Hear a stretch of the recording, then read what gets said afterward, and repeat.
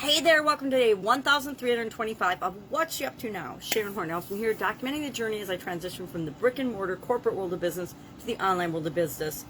And in 2020, 2021, a little bit of back and forth. And probably from now on, back and forth, because I love business. I love entrepreneurship. I don't want to be limited to just doing things online. Just like in the offline world, I wished I had been doing things online as the internet came into being, because when I started businesses, there was no internet. I know, hard to fathom, hard to believe that there was no internet, but there didn't used to be any internet. So it's definitely changed the way we do a lot of different businesses, the way we do a lot of different things. So today, our annual challenge this year is all about getting to know ourselves better, doing one thing every day that helps to center us. From a little journal book, do one thing every day that centers you. And today was a saying about ignorance being just the beginning of wisdom. And the question posed was, and I got to thinking about ignorance as I started this segment. I'm like, what an interesting word. Ignorance to me means you're ignoring something. You're ignoring it, and that's intentional. We filter out, and sometimes it's intentional, sometimes it's not. We filter out the vast majority of what's going on around us because sensory wise, we couldn't handle it. We absolutely would be in sensory overload, each and every one of us, if we didn't have the ability to filter out that which our subconscious determines isn't important for us. So the truth is, we actually purposefully, although on a subconscious level, ignore the vast majority of what's going around us all the time.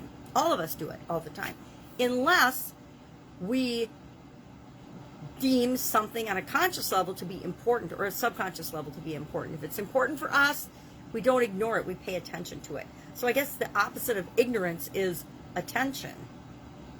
That's interesting. That I could ponder on for a while today. So the point is, when do you realize that you don't know what you don't know? When do you realize that something is important to you? Well, usually something changes in our life, or we decide, which is a change, whenever we make a decision, that we want something to be important in our life. Maybe it's our health, maybe it's our relationships, maybe it's our career or our job, maybe it's our education, maybe it's our belongings, maybe it's our environment, maybe it's our surroundings. Whatever it is for us, when something changes or becomes important, or it gets our attention because it's not like we want it to be, that's when we let go of ignorance and we start paying attention to things that are important with respect to that thing that we want, that goal, that desire, whatever. So I think ignorance is really a fascinating word, and I've never honestly thought about it before. I always just thought, well, ignorance means you're ignorant and you just don't care about something, or and it's true, you don't care about it, but you don't care about it because it's not important to you. It's not of value to you. It's not a priority for you.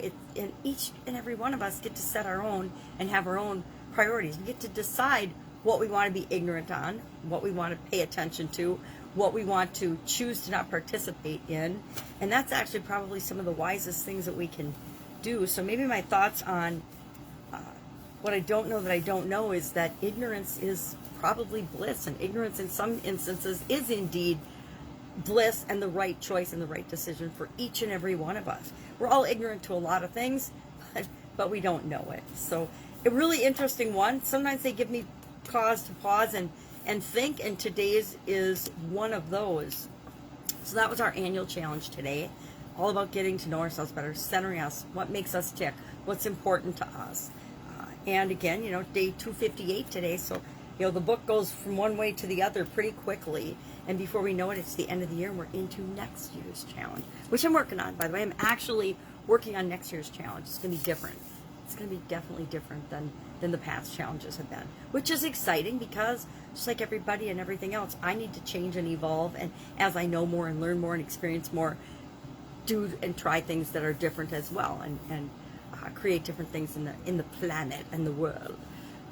So that was our annual challenge today. Our idiom today for Supersize Your Business was many hands make light work. And I kind of joked and said many sanitized hands make light work because of all the hand sanitizer we use now. I don't know about you, but prior to this, yeah, I had hand sanitizer at my house, but I had, maybe one bottle in the kitchen or under the kitchen sink probably before COVID-19, and it seldom if ever got used.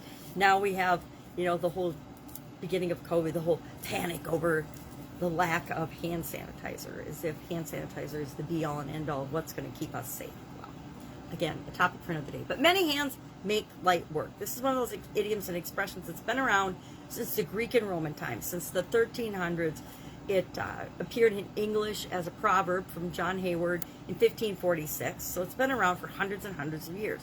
Anything that's been around for hundreds of years impacts us, and I think that many hands making light work, when it applies to building and growing and supersizing our business, just makes sense. It means that we're not going to create the business that changes the world on our own. We're not going to change the business that maybe even changes our family's life all by ourselves. It takes other people. There is no business that exists without other people, right? Business is an exchange of value, and so it takes at least one seller and one buyer, one customer and one deliverer of a service. It takes at least two people, so there is no business in a vacuum. As much as some people would love to think, oh, I can just, put this up online and the world will buy it, and I really never have to deal with or interact with any human beings. It doesn't work that way. Sorry, my eyes definitely watering today. So those are my two pieces of content that I'm creating right now. Again, in October 1st, we will do the 30-day Get Up and Go Challenge again. I've been offering that for free since COVID started, and I'm going to continue to do that through this year because I still think a lot of people are discombobulated in 2021, and even more so as people are going back to work, because people in America, a lot of people, millions of people, have been out of work for over a year in America, and a lot of people are starting to go back to work, and I think that's going to be just like the quick change of COVID and people being off work. Going back to work is a big transition and change for people as well. And I think the media is blowing it out of proportion, and they're making it sound like people just don't want to work and don't want to go back to work, and that's just not true. People want to work, people want to be productive, people want to have their lives work out for them. It's just whenever there's a change in transition, and that's why I believe that the Get Up and Go Challenge is really important, that people find a way to automatically handle change, make it as easy as breathing. And on that topic, I'm actually taking the 30-day challenge and doing it as a VIP session today, a 90-minute VIP session. So we're going to see how that goes. It's going to be interesting. How do you take a 30-day program and squish it into a 90-minute VIP session? So I'm excited about that. I'm not going to admit that I've got it all figured out and how I'm going to do it. I actually have no idea. It'll depend on the group and the individuals and what their needs are. It's all based on what is their need. What do you want? What do you need? Not what do I have to say. It's what do you need? What do you want? What will help you to transition and transform and create the results that you want? It doesn't matter what I want. I've got the results I want. I'm in charge of working on my results. You're in charge of working on your results. But we can always get help and coaching from other people for different skills and different abilities and different tasks and things we want to create in our life by people that have done that before or been through that before. So I'm excited about that. I'm curious to see how it works out.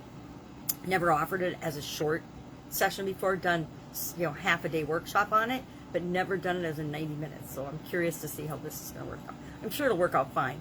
Just won't have as many examples or as many tools as I normally share in the 30-day challenge, but it'll be exciting. And then again, we'll do it again in October and December. I've already committed to October and December for that this year, and then we'll see what next year brings.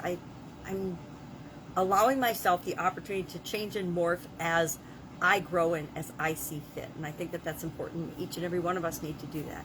I've tried and done a lot of different things online, done a lot of different things offline with respect to business, and also done a lot of things online in the last, 4 years, I guess now.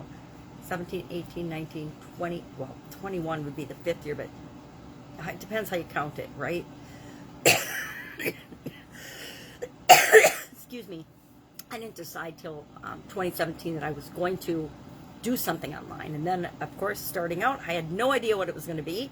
And then over the last years, it's been morphing and changing through different iterations as I have learned and tried on different modalities, different strategies, different things, because we all need to do that until we figure out, okay, this is my thing, and then we do that. We continue to do that after we determine what that is. And I will admit, I'm still working a little bit on what is exactly my thing? What am I here to contribute? What am I here to share? And that's part of all of our personal growth and development. What am I here to share? What am I here to learn? Who am I here to become so that I can make the world a better place and provide value to other people? All right, any questions? Hit me up in the comments below. Otherwise, I've got a workshop today. I've got a VIP session today. I've got a couple of consulting calls. So go out, have an awesome day, and I'll, of course, be with you tomorrow.